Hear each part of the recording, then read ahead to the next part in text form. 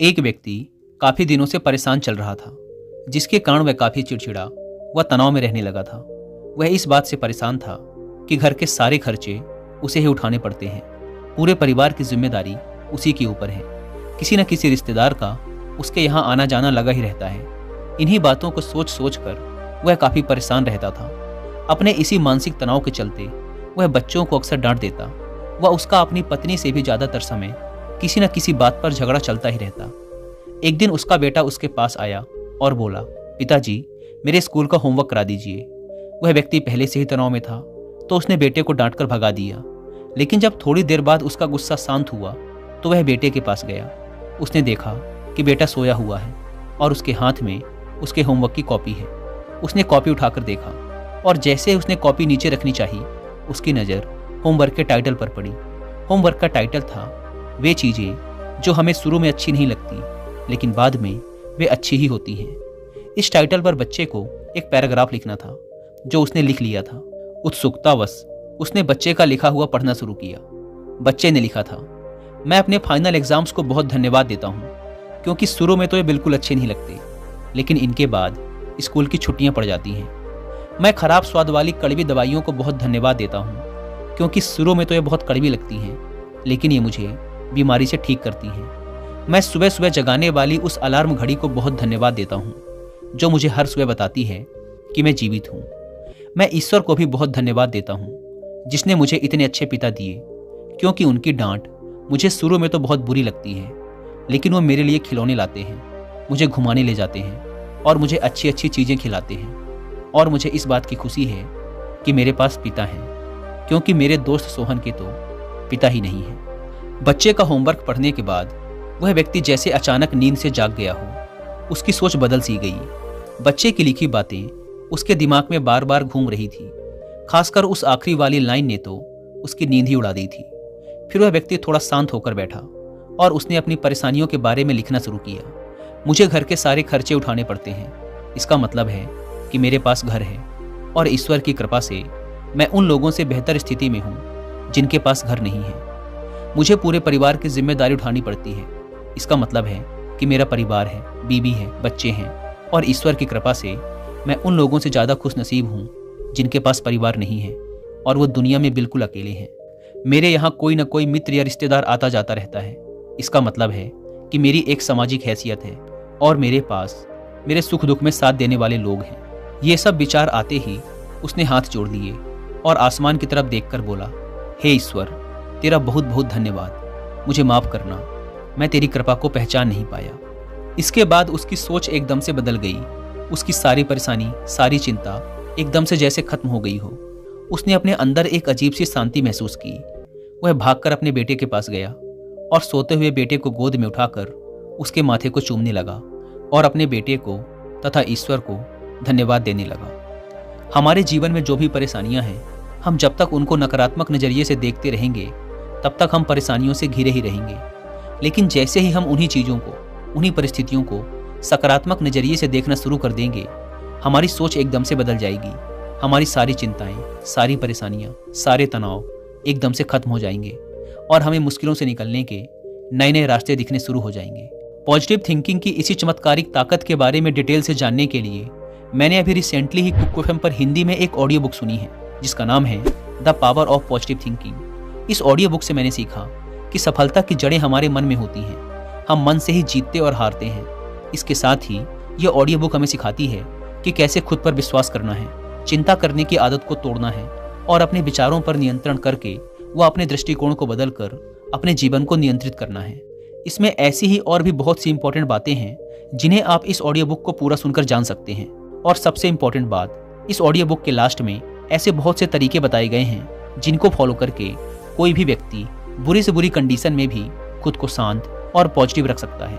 आप चाहें तो इस बुक समरी के सारे एपिसोड्स को डाउनलोड करके उन्हें बाद में ऑफलाइन भी सुन सकते हैं और इसके साथ ही इसकी सारी इंपॉर्टेंट बातों के चैप्टर वाइज नोट्स बनाकर उन्हें बाद के लिए सेव भी कर सकते हैं। और कुक एफएम की बात करें तो यह इंडिया का सबसे बड़ा ऑडियो शो प्लेटफॉर्म है, जहां पर आप 10,000 से ज़्यादा ऑडियो शोज को सुन सकते हैं, वो भी 7 इंडियन लैंग्वेजेस में।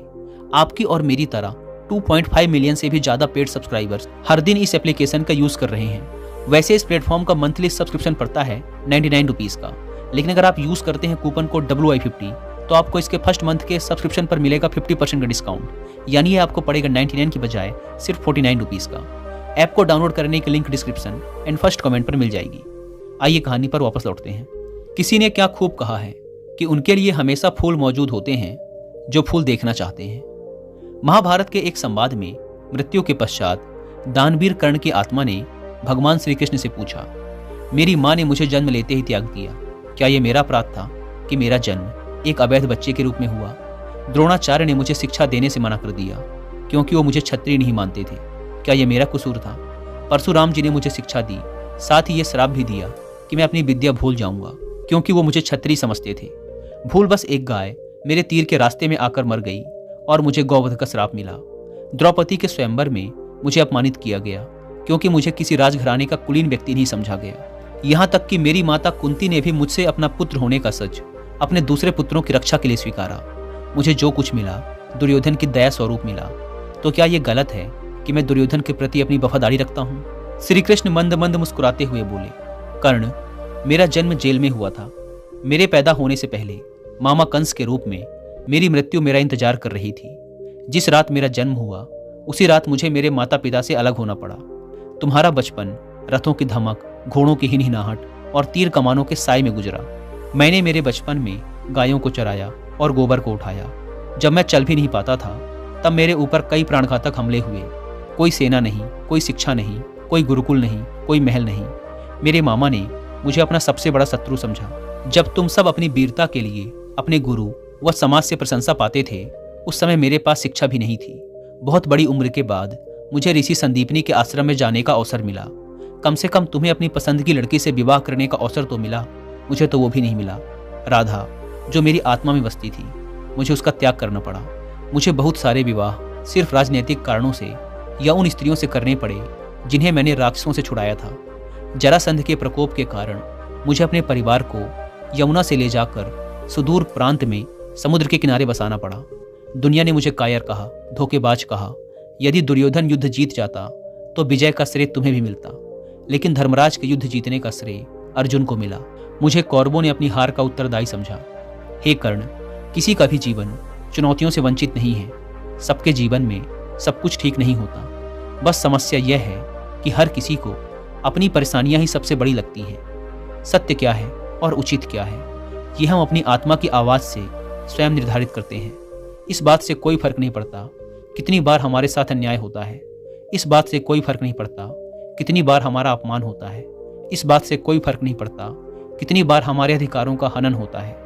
फर्क सिर्फ इस बात से पड़ता है कि हम उन सब का सामना किस प्रकार करते हैं। जो लोग विपरीत परिस्थितियों में भी सकारात्मक सोचते हैं, उनके जीवन की कई परेशानियां कम हो जाती हैं। ऐसे हालातों में नकारात्मक विचार हमारे काम को और ज़्यादा बिगाड़ सकते हैं। इसीलिए हमेशा सकारात्मक रहना चाहिए। इस संबंध में एक लोक कथा प्रचलित है।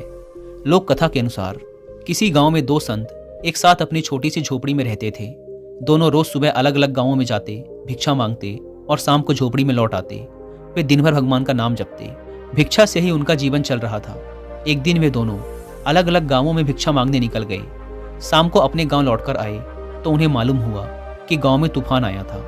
जब पहला संत अपनी झोपड़ी के पास पहुंचा तो उसने देखा कि तूफान की वजह से झोपड़ी आधी टूट गई है। वह क्रोधित हो गया और भगवान को कोसने लगा।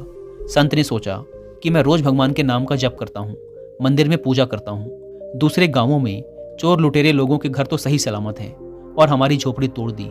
हम दिन भर पूजा पाठ करते हैं, लेकिन भगवान को हमारी चिंता नहीं है। ये भगवान भी कितना बेरहम है।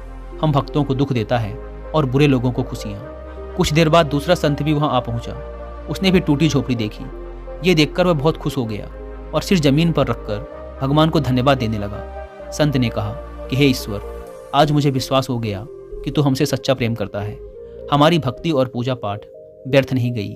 इतने भयंकर तूफान में भी हमारी आधी झोपड़ी तूने बचा ली। अब हम इस झोपड़ी में आराम कर सकते हैं। आज से मेरा विश्वास और ज़्यादा बढ़ गया है। इस कथा की सीख यही है कि हमें सकारात्मक सोच के साथ हर परिस्थिति को देखना चाहिए। नकारात्मक विचारों की वजह से मानसिक तनाव बढ़ता है और हम अच्छी चीज़ों को भी नहीं देख पाते। इसी के साथ सकारात्मक सोच की शक्ति को दर्शाती एक कहानी और सुनते हैं। एक नगर में एक धनी व्यापारी रहता था। एक दिन व्यापार के सिलसिले में वह यात्रा पर निकला। मार्ग में एक घना जंगल था जिसे पार कर उसे अपने गंतव्य तक पहुंचना था, लेकिन चलते चलते वह बहुत थक गया था। इसीलिए एक वृक्ष के नीचे वह सुस्ताने के लिए बैठ गया। सुस्ताते हुए उसे प्यास लगने लगी, लेकिन वह पानी लेकर नहीं चला था। वह सोचने लगा, काश मेरे पास थोड़ा पानी होता जिससे मैं अपनी प्यास बुझा पाता। उसके यह सोचते ही एक चमत्कार हुआ और उसके समक्ष पानी से भरा एक घड़ा प्रकट हो गया। पानी से अपनी प्यास बुझाकर वह तृप्त हो गया। कुछ देर बाद उसे भूख लगने लगी, लेकिन उसके पास भोजन नहीं था। वह खुद से बोला, कितना अच्छा होता यदि एक थाल में स्वादिष्ट भोजन मुझे मिल जाता, मेरी भूख मिट जाती।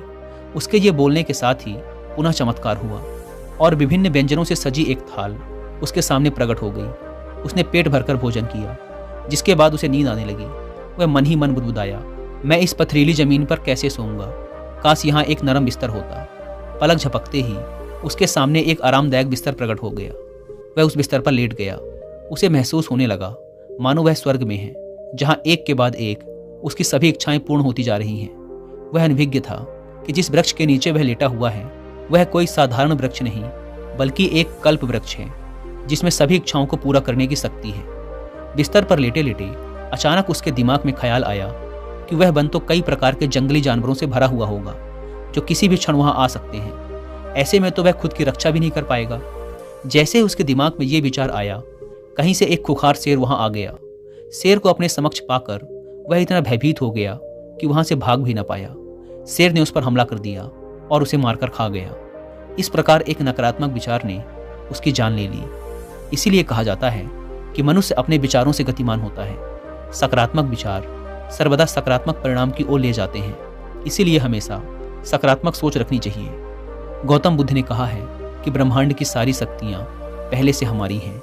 वो हम ही हैं जो अपनी आंखों पर हाथ रख लेते हैं और फिर रोते हैं कि कितना अंधकार है। और जहाँ तक प्रसन्नता की बात है, यह पहले से निर्मित कोई चीज़ नहीं है, बल्कि यह हमारे ही कर्मों से आती है। दोस्तों, आपने इन चारों कहानियों से क्या सीखा, कमेंट सेक्शन पर लिखकर जरूर बताएं। और अपने माइंडसेट को एक पॉजिटिव अप्रोच देने के लिए आप कुकू एफएम पर the power of positive thinking book की हिंदी में बुक समरी सुनना ना भूलें। और मंथली सब्सक्रिप्शन पर 50% डिस्काउंट के लिए आप WI50 कूपन कोड का इस्तेमाल भी कर सकते हैं।